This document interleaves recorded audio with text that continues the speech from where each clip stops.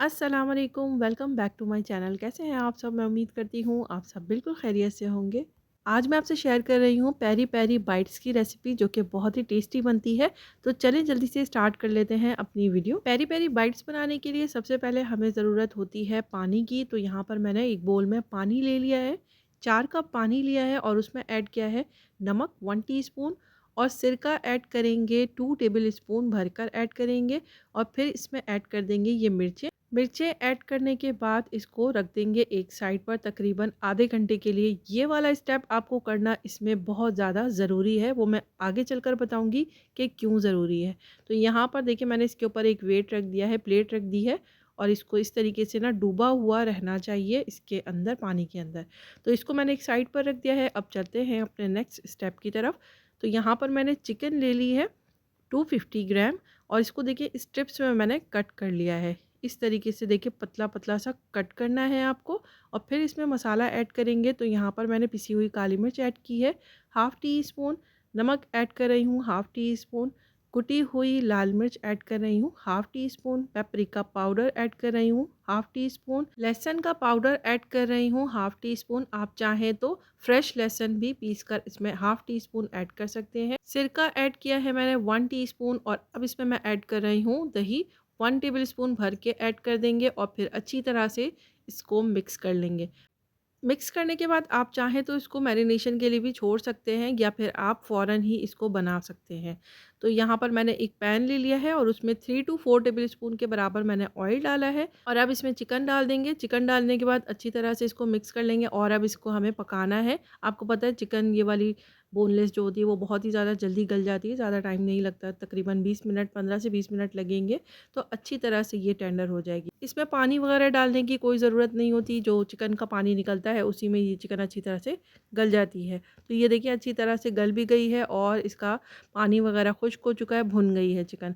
तो इसको एक साइड पर कर लिया है, और अब नेक्स्ट स्टेप की तरफ चलते हैं और बना लेते हैं इसके लिए मज़ेदार सा सॉस। तो सॉस बनाने के लिए मैंने यहाँ पर 4 to 5 टेबल स्पून मेयोनीज़ ली है, और उसमें 2 टीस्पून चिली सॉस का ऐड किया है, और केचप मैं ऐड कर रही हूँ 1/3 कप। मस्टर्ड पेस्ट ऐड कर रही हूँ 1 टेबल स्पून, और इसमें ऐड कर रही हूँ पेपरिका पाउडर 1/2 टी स्पून।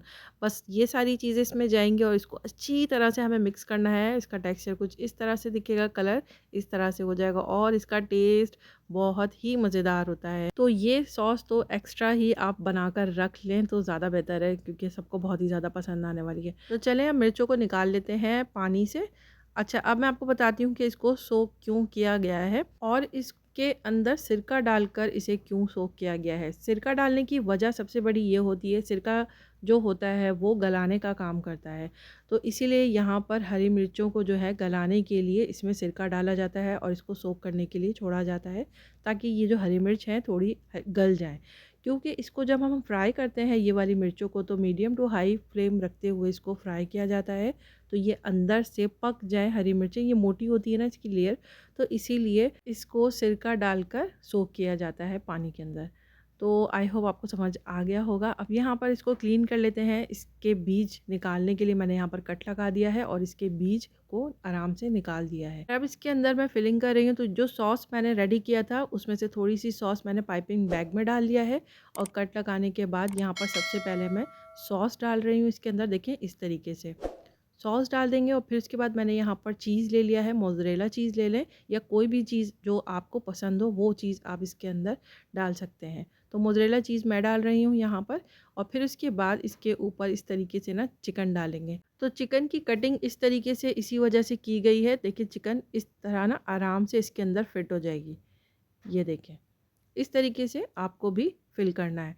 तो मैं इसी तरीके से सारी मिर्चों के अंदर स्टफिंग कर देती हूँ। तो अब यहाँ पर क्या करना है, हमें इसकी कोटिंग करनी है, और कोटिंग करने के लिए मैंने यहाँ पर मैदा लिया है। तो सबसे पहले मैदे की कोटिंग करेंगे। मैदे की कोटिंग याद रखिएगा बहुत ज़्यादा ज़रूरी है। अगर आप मैदे की कोटिंग नहीं करेंगे तो फिर ये सिर्फ अंडा और ब्रेड क्रम्ब की अगर आप कोटिंग करेंगे तो ये इस पर नहीं टिकने वाला। जब आप फ्राई करेंगे तो ये कोटिंग उतर जाएगी। ठीक है, तो मैदा अगर लगाते हैं तो मैदा लगाने के बाद जब आप इस पर अंडा लगाएंगे ना, तो इसकी कोटिंग इस पर रहेगी, उतरेगी नहीं जब आप फ्राई करेंगे। तो इसलिए मैदा लगाना ज़रूरी है। तो मैंने यहाँ पर सबसे पहले मैदे की कोटिंग की है, फिर उसके बाद अंडे की कोटिंग की है, फिर उसके बाद ब्रेड क्रम्ब और फिर उसके बाद वापस मैंने अंडे की कोटिंग की है और फिर ब्रेड क्रम्ब की कोटिंग करेंगे। इसमें 2 दफ़ा कोटिंग की जाती है, ठीक है। तो ये तभी ये टिकी रहती है फ्राई करते हुए, वरना इसकी कोटिंग उतर जाएगी आसानी से। तो कोटिंग करने के बाद आपको इसको फ्रिज में रखना है तकरीबन आधे घंटे के लिए, ताकि ये बिल्कुल अच्छी तरह से सेट हो जाए। जब ये सेट हो जाएगी तो फिर आराम से आप फ्राई कर पाएंगे इसको। तो मीडियम टू हाई फ्लेम पर रखते हुए आपको सबसे पहले जैसे ही आप हरी मिर्ची डालेंगे तो मीडियम टू हाई फ्लेम पर रखते हुए इसको फ्राई करेंगे और फिर 5 मिनट के बाद आप चाहें तो मीडियम फ्लेम पर इसको रखते हुए फ्राई कर सकते हैं 5 मिनट के लिए। तो ये बहुत जल्दी फ्राई हो जाती है क्योंकि सिरका के पानी में हमने इसको रखा हुआ होता है, तो मिर्चें गल जाती हैं और ये इसी तरीके से बनाया जाता है।